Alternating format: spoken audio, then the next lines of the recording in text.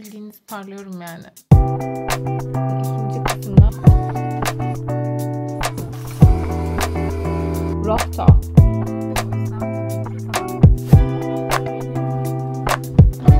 Hak ediyor mu peki? Yani alınsın mı?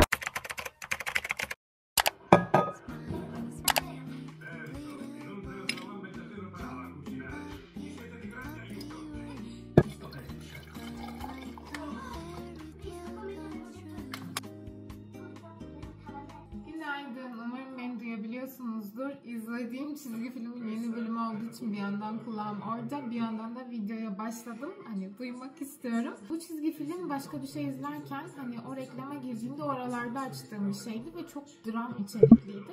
Şey diye düşünmüştüm hani yani bu nasıl bir çizgi film ya, bunu çocuklar nasıl izliyor falan diye düşünmüştüm ve hiç hoşlanmamıştım. Çünkü izlediğim bölümler, yani denk gelen bölümler hep böyle aşırı dram içeriyordu. Sonrasında böyle bir merak oluştu. Hani ne oluyor falan filan diye takip etmeye başladım. Ve kahvaltı yaptığım bu süreçte genelde bu çizgi film oluyor ve merakla artık uyanıyorum. Hani acaba ne olacak falan diye. Bugün benim sabah rutinimi izleyeceksiniz. Ben uyanan aslında 1,5 saat oldu. Fabio işe gitti. O kahvaltısını tek başına yaptı. Onunkini hazırladım. Ve ben şimdi kendi kahvaltımı yapacağım. Öncesinde böyle bir bardak elma sirkeli su içiyorum. Ve güne bu şekilde başlıyorum. Bir yandan da burada kahvaltımı aslında hazırlamaya başladım bile. Böyle kısacık bir video olacak bu. Sadece sabah rutinimi içerdiği için. Ama geçenlerde de gece rutinimi sizinle paylaşmıştım. Ve çok beğenildi. O yüzden tabii ki sabah rutinimi de paylaşmak istedim.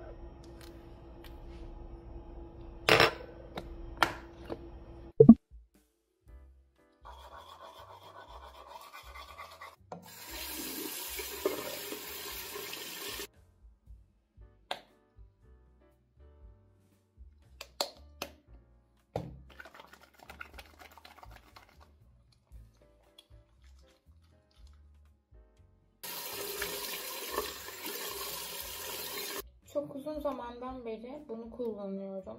Bayağı bir azaldı gördüğünüz gibi. Bu da bir işbirliğiyle gelmişti. Numizin No 3. Gerçekten anlamak için bir süre kullandım. Ve güzel, gerçekten güzel. Ama bu ikisinin dışında bunlardan çok önce aldığım bir tonik vardı. Bakalım. Şu aşağıya ayrı bir raf yaptım ve orada artık bitmesi gereken ürünler var sadece. Bu ürünün mesela artık bitmesi kesinlikle gereken bir ürün. Çünkü son kullanma tarihi 2025-11, görüyor musunuz? Yani Kasım'da kesinlikle bitirilmesi gerektiği için bunu kullanmaya karar verdim. Aslında içinde bayağı bir var. Şurada falan galiba. Ama unutmuşum. İşbirlikleri de falan çok olduğu için biraz kendim de bir şeyler alıyorum. Unutuyorum o yüzden. Bu sıralar sadece o raftaki şeyleri kullanmaya çalışıyorum. Bu da o ürünlerden bir tanesi. Bunu böyle direkt bu şekilde yüzüme kullanıyorum. Bol bol çünkü artık son ay. Bu arada sıkılaştırıcı etkili bir tonik. O yüzden az önceki kullandığım Shiseido'nun şu Perfect Whip ile birlikte bu da gözenek sıkılaştırıcı. Bence çok iyi match oluyorlar. Yaklaşık 10 günden beri falan ikisini birlikte kullanıyorum ve sanki etkisini biraz görmeye başladım diyebilirim.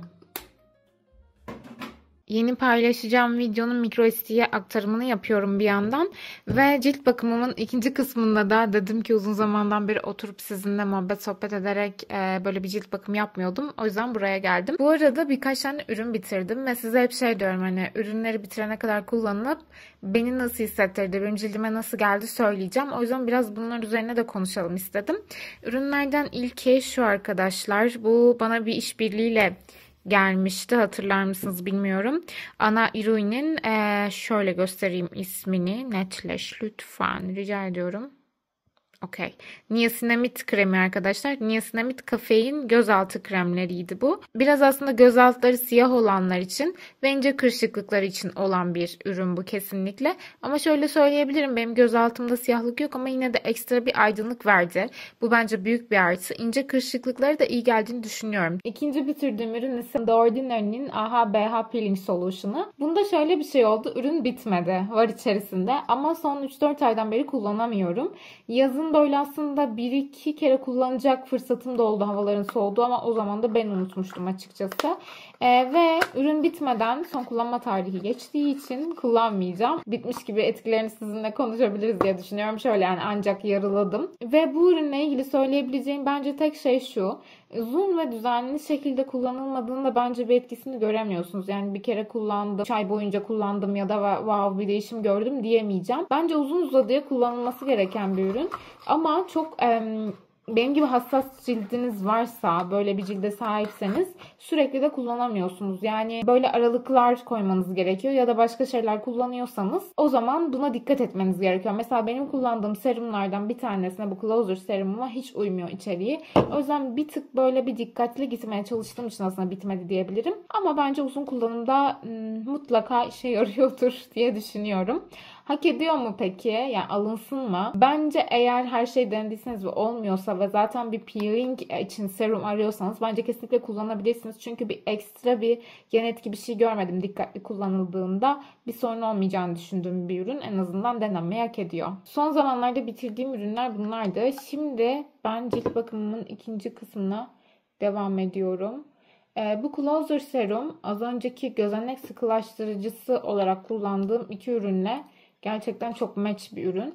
Böyle eğer sizin de evinizde işte birkaç tane şey varsa ve nasıl kullanacağınızı bilmiyorsanız ne işlere yaradığına bakarak kullanın. Mesela ben az önce o ikisini kullandığım için üzerine bu serumu kullanmayı tercih ediyorum. Gözenek sıkılaştırıcı serum olduğu için. O yüzden ilk adım olarak cilt bakımına neyle başladık, neye yönelik başladık bu önemli oluyor. O yüzden bunun altını böyle bir çizmek istedim. Bunu çok beğeniyorum. Ya bunu gerçekten herkese öneririm. Çok güzel nemlendiriyor. Aynı zamanda da güneş ışınlarından koruyor. Bence daha yani ne olabilir? Bunu gerçekten çok öneririm. Zaten bu tarz bir şey kullanıyorsanız bari SPF'li olduğu için daha rahat kullanabilirsiniz. Böyle bunu da daha önce size göstermiştim değil mi? Rohto Mentholatum. Rohto. Ya bir türlü bunun ismini tam olarak söyleyemiyorum. İşbirliği geldiğinde de lanet olsun bunun ismini nasıl söyleyeceğim demiştim. Neyse şöyle yazayım siz bakarsınız oradan. Bunu gerçekten tavsiye ediyorum şiddetle. Zaten lip balm kullanıyorsanız bence buna bir şans verin. Yüzüm serumu bence güzelce emdi. Böyle fark ediyorsunuzdur. Böyle de ben size o serumu tam bir göstermedim değil mi? Şöyle göstereyim. Closer Serum. Bunun da tam olarak etkisini bir kış geçsin sonra konuşalım, tamam yani bu kış bir bitsin öyle konuşalım. Çünkü uzun süreç hani kullanmak gerekiyor. Şimdi nemlendireceğim. The Ordinary'nin bu ürününü kullanacağım nemlendirirken. Bu da yine 12 ay olduğu için bitme süresine yaklaşıyoruz gibi hatırlıyorum. Yanlış hatırlamıyorsam eğer. O yüzden buna biraz döndüm. Aslında bunu o kadar beğenmedim. Yani bittiği zaman yine net olarak konuşurum sizinle ama bunu o kadar beğenmediğimi söylemeliyim. Çünkü bundan önce kullandığım nemlendiricisi yine The Ordinary'nin o aslında benim cildime çok uygun olmadığı söylenilen nemlendiriciydi ama benim cildim daha iyi anlaştı. Galiba tekrar ona dönebilirim. Ama asıl beğendiğim nemlendirici ve lifting etkili olan başka bir krem var. Şu an sadece out of stock olduğu için alamıyorum. O da out of stock. Ya bunu çok sevmişler, anladın mı? Hani çok sevmişler ve bitirmişler. Yok yani. Ben buna alarm kuracağım gerçekten. Geldiği zaman hemen haberim olsun istiyorum. Çünkü aşırı memnun kaldım. Bak unutuyordum. Bir de üzerine hemen güneş kremi geçeyim. Çünkü hem güneş var bugün hem de birazdan bebişlerle dışarı çıkarız. Bebişler dediğim biliyorsunuz. Kedimiz var, Luna var. Kedimiz çok tatlı büyüyor. Kedi sahibi olan var mı aranızda? Böyle onlar biraz böyle aşırı bir oyuncu böyle bir tarafları var ya. Bazen böyle korkuyorum onlardan. Ama bu kediyle biraz daha iyiyiz gibi. Sadece geçenlerde yaptı böyle bir anda hani kucağımdan inmek istiyordu galiba. Yüzüme doğru atladı ve bayağı korktum orada. Çünkü hiç yaşamamıştım onu. Bundan önceki iki kedimiz de böyle bir yüzüme atakta bulunmamıştı. Yani Simit vardı. Simit'i hatırlayanlar var mı bilmiyorum da ilk kedim. O biraz şeydi böyle hani büyük bir beyefendi gibiydi ve istemiyordu kucakta olmayı. Ama yine de yüzüme hiç böyle bir atakta bulunmamıştı. Ondan sonraki zaten Licha, o da çok tatlıydı. Aşırı tatlıydı canım benim. Onu çok seviyorum ya. O gerçekten bir tane böyle aklıma geldikçe duygulanıyorum birazcık. Ve sonra da zaten bu kedimiz oldu. Ben çok artık böyle kedi özlemi yaşıyordum açıkçası. Çünkü ya kedi insanı mıyım, köpek insanı mıyım? Bunu biraz konuşabiliriz. Aslında köpek insanıyım. Yani evet. Ama kediye de sahip oldum ve ikisinin ayrı varlıklar olduğunu biliyorum. Ayrı bir nasıl diyeyim ayrı mizaçları var. O yüzden de ikisine de sahip olan birisi olarak şunu söyleyebilirim. Yani köpeksiz bir hayat düşünemiyorum. Yani bu doğru evet. Ama kedisiz de bir hayat istemiyorum. İkisine de sahip olacak kadar büyük bir bahçemiz olduğu sürece ikisine de sahip olabiliriz. Ama şu dipnotu da düşeyim. Köpeksiz bir hayat hiç düşünemiyorum. O başka bir şey. Ama kedinin de kendine ayrı işte böyle bir oyunculuğu, yaramazı tabii ki var. Yok değil yani. O da bir gerçek. Mesela Luna'yla ne olursa olsun aramız bozulamaz. Çünkü Luna başka bir şey yani. Ama kediyle bunu yaşıyoruz. Kedi 5 dakika sonra mesela işte benim canımı acıtmak isteyebiliyor. Yaşıyoruz bunu. Oyun oynadığını zannediyor ama pek kontrol edemiyor kendini diye düşünüyorum. Bu arada cilt bakımım böylece bitti. Parlıyorum. Bildiğiniz parlıyorum yani. Bu cilt bakımı sonrası bu parlaklığa bayılıyorum ya. Çok güzel bir şey değil mi? İnsan kendini durduk yere iyi hissediyor.